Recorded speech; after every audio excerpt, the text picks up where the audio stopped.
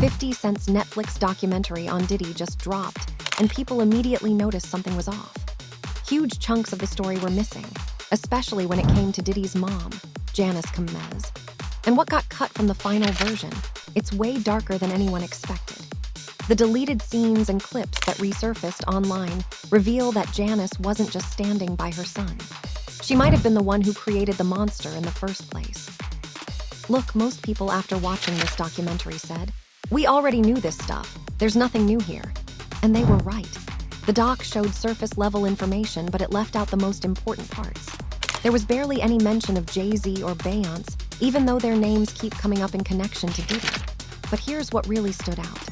Janice Kamez, Diddy's mother, got maybe 5 minutes of screen time. 5 minutes. This is the woman who literally raised him, who was there from day one. People started asking questions. Why was her part so small?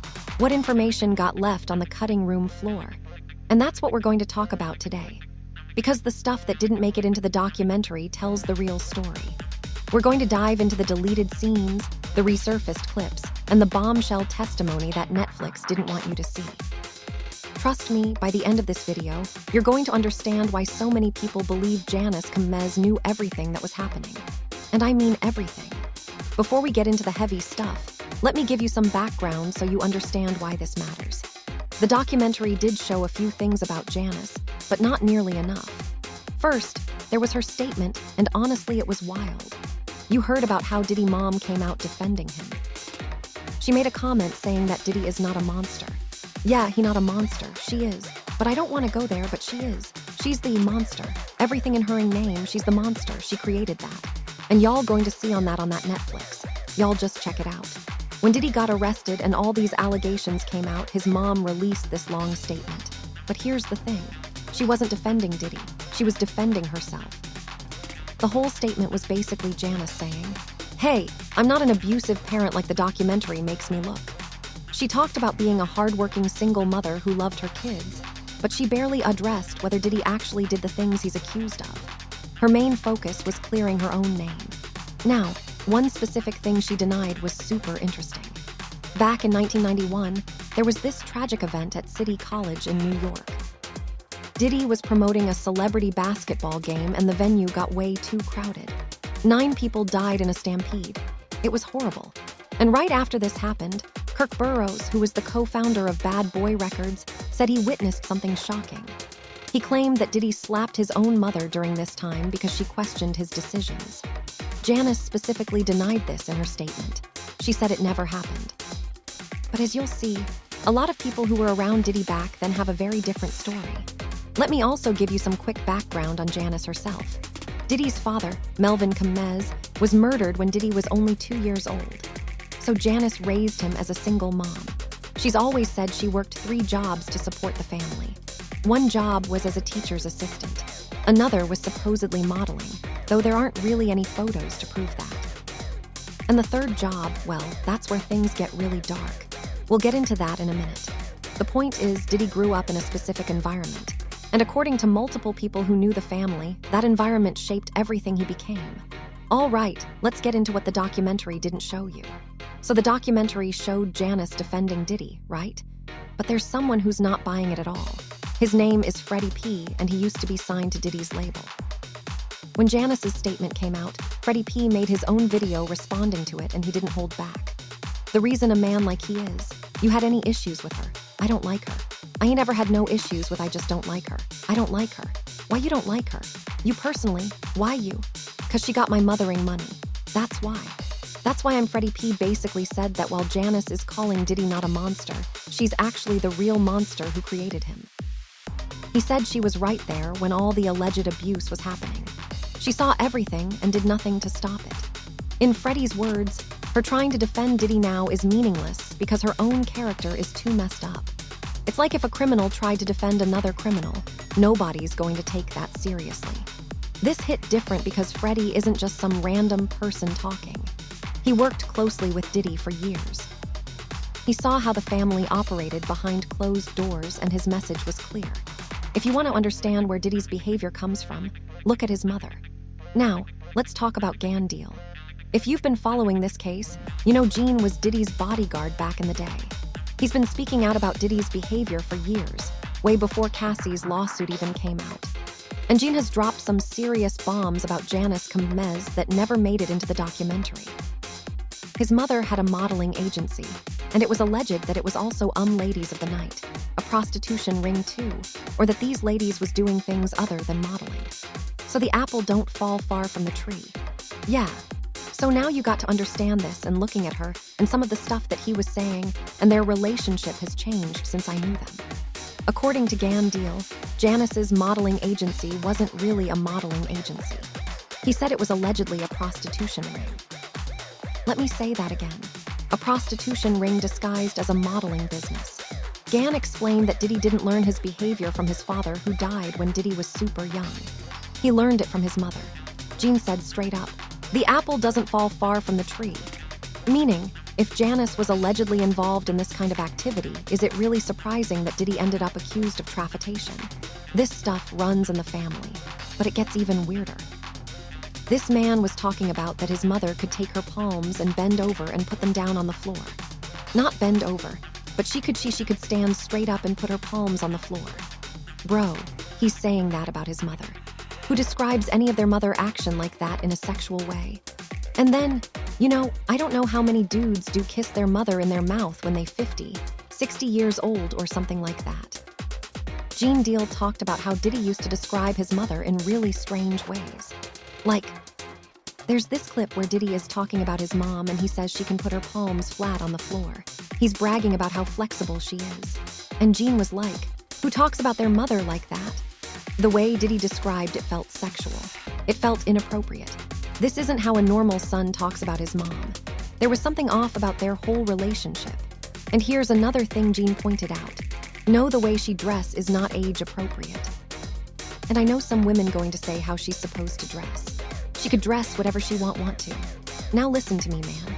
Nah, I ain't gonna have my mama around my friends or nobody with some me draws on and talking about she my mama.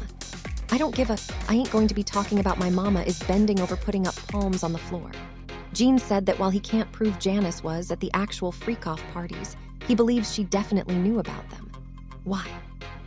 Because Janice was always around. She went to the regular parties. She was heavily involved in Diddy's life and business. Gan also mentioned that she would wear these really revealing age-inappropriate outfits. He said he wouldn't want his own mother dressing like that around his friends. It just wasn't right. The whole vibe was off. Okay, so there are some videos floating around the internet that people have been analyzing like crazy. These clips weren't in the documentary, but they tell you everything you need to know about Janice and Diddy's relationship. First, there's the IV drip video. I love you. Love you too. Music freshly dipped though. Music I was trying to show you.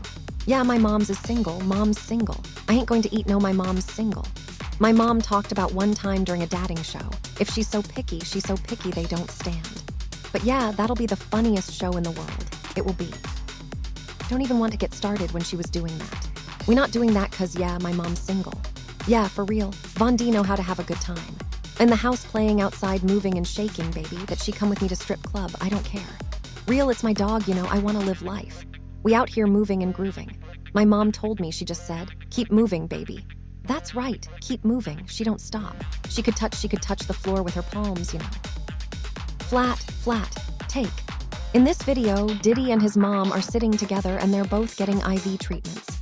They're acting like it's totally normal, just hydration or whatever. But here's the thing. Court documents from Diddy's case revealed that people who attended his freak-off parties would need IV treatments afterwards because the parties were so intense. People would pass out, get completely drained. So when you see Diddy and Janice both getting IVs at the same time, you have to wonder, where did they just come from? The timing is suspicious. The context is suspicious. I'm just saying it raises a lot of questions. Then there's the kiss video. Oh man, this one made people uncomfortable. In the video, Diddy kisses his mother on the lips. And I'm not talking about a quick peck. It's prolonged. It's weird. He's also talking in the video about how his mom is single and needs a man. Dude, that's your mother. Why are you talking like that? But wait, it gets worse. If you look closely at the video, you can see that Janice is wearing white nail polish. Now, if you read Cassie's lawsuit, you know that Diddy specifically demanded that women wear white nails during freak-offs. He wanted the white to contrast against their skin. So why is his mother wearing the exact same white nail polish? I'll let you connect those dots yourself, but yeah, it's disturbing. There are also photos that have surfaced. These pictures show Janice wearing super revealing dresses, looking like she's about to go to a club, and Diddy is right there next to her. People have been asking, why is a mother dressing like this? Why does she look like one of Diddy's girlfriends instead of his mom? It's just not normal. Here's where the story gets really dark, and this is stuff the documentary completely ignored. People who knew Diddy when he was a kid have come forward with some disturbing information about what life was like in Janice's house. According to Diddy's childhood friend, Janice would throw wild parties at their home. And these weren't regular parties. Adults would be having sex openly. Kids would accidentally walk into rooms and see naked people going at it. This was just a regular Saturday night at Janice's house. Can you imagine growing up like that? Can you imagine being a young kid and constantly being exposed to adult sexual activity that messes you up? That changes you. Diddy's friend said he believes everything that's happening with Diddy now goes back to his childhood. He said, "I don't know exactly why Diddy turned out this way, but I truly believe it all goes back to what he saw as a kid." And honestly, that makes sense. If you're raised in an environment where sex is everywhere, where boundaries don't exist, where your own mother is allegedly bringing clients home with her, of course that's going to affect how you view relationships and consent as an adult. And speaking of disturbing, there's an allegation that Cassie made that's so disgusting I almost didn't want to include it. But it's important for understanding just how messed up this whole situation is. Allegedly, Cassie testified that Janice had a special recipe for macaroni and cheese. And by special, I mean she would keep a jar of Diddy's bodily fluids in the fridge and drizzle it on the mac and cheese like it was extra cheese. Then she would bake it and serve it to Diddy, to Cassie, and eat it herself. I'm sorry, but that's not normal. That's not motherly love. That's perversion. That's sick. And it shows just how deep the dysfunction in this family goes. Before Diddy even got arrested, there was someone trying to warn us. His name is Dapper Dan, and he's a legend in Harlem. When reporters asked him about Diddy, he didn't sugarcoat anything. Did y'all see when they interviewed Dapper Dan about Diddy?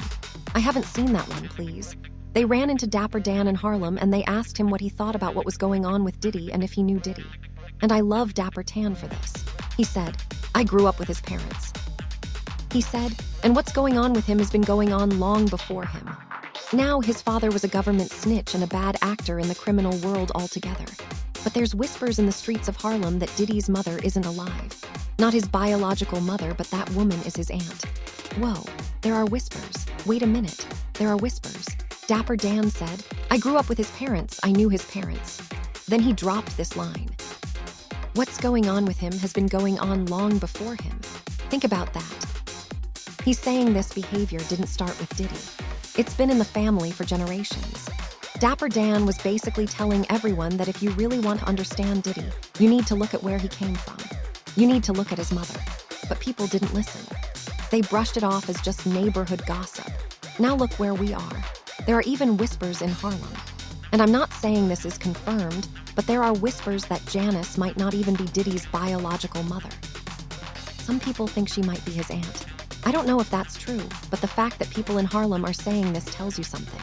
It tells you that people who knew the family have serious questions about what really happened. Jaguar Wright has also spoken about this. She's been saying for years that Janice was the blueprint, that she was the original person running this kind of operation and Diddy just followed her lead. He learned everything from watching her. Remember Gan Deal, Diddy's former bodyguard? Well, he revealed something that the documentary definitely didn't want to touch. Gene said the real reason Diddy fired him had nothing to do with his job performance. It had everything to do with Janice. According to Gene, Janice started making inappropriate advances toward him. She would constantly ask him to do little tasks, testing his boundaries. She wanted to see if she could get him to submit to her. Gene said she would throw hints asking why he never called her, why he didn't pay attention to her. And Gene kept it professional. He would call her Miss Gomez and keep his distance. But one day, things came to a head. Janice asked Gan to go downstairs and get food out of her car. Gene looked around the office and was like, "There are literally 1,000 interns here who could do that." He realized she just wanted to show that she had power over him. She wanted to prove she could make him do whatever she wanted, and Gene refused. Janice got upset. She said something like, "Everybody does what I tell them to do except you. Who do you think you are?" And that's when Diddy overheard the argument. Diddy came out and said, "I'm tired of this. Why are you always messing with Jean? Leave Jean alone." But the damage was done.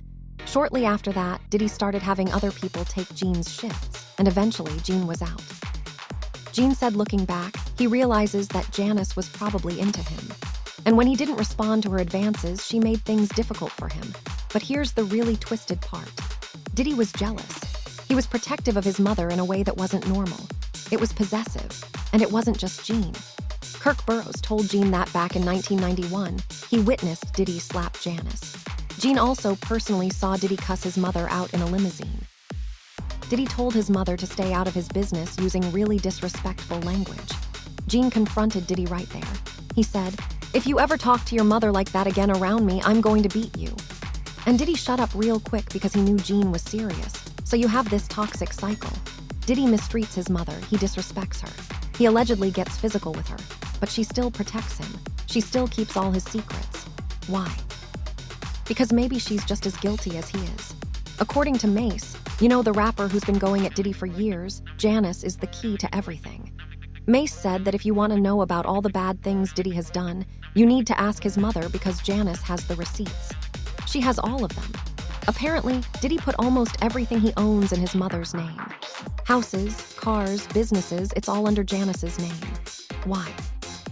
Because Diddy knew that if things ever went bad, he'd need someone to protect his assets. He needed someone who would never rat on him no matter what. And that person is his mother.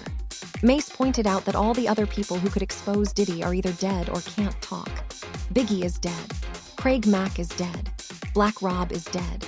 Everyone else signed non-disclosure agreements, so they're legally prevented from speaking out. But Janice knows everything, and she's been holding it down for her son all these years.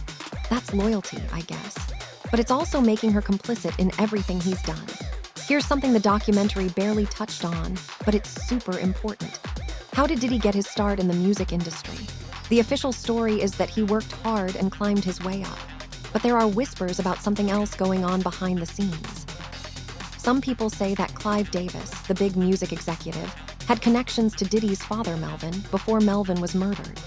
Then after Melvin dies, young Diddy magically ends up under Clive Davis's mentorship. That's convenient, right? Some people believe Diddy didn't just stumble into fame. He was chosen. He was groomed. There were certain things he allegedly had to do, certain rites of passage to lock in his spot in the industry. And according to insiders, Janice was watching the whole time, maybe even managing it, maybe even orchestrating it. This wasn't just a mom supporting her son's career. This was something deeper. Here's the thing that a lot of people don't realize. Janice might not just be a witness to all this. She might actually be in legal trouble herself. There are reports that Janice has been helping Diddy hide assets, properties, bank accounts, entire businesses allegedly put in her name to keep them away from investigators and lawsuits. If that's true, that's not just being a supportive mom. That's money laundering. That's aiding and abetting. If the feds start looking into Janice's finances, she could be charged as an accomplice. And honestly, a lot of people think she should be because all the evidence suggests she wasn't just standing by while Diddy did terrible things. She was part of it. She knew about it. She maybe even taught him how to do it. So, let me ask you, is Janice just a loyal mother doing what any mother would do? Or is she the puppet master who's been pulling the strings this whole time? Drop your thoughts in the comments. I want to know what you think about all this. And make sure you're subscribed because this case keeps getting darker every single week. New information drops constantly and you don't want to miss it. I'll see you in the next one.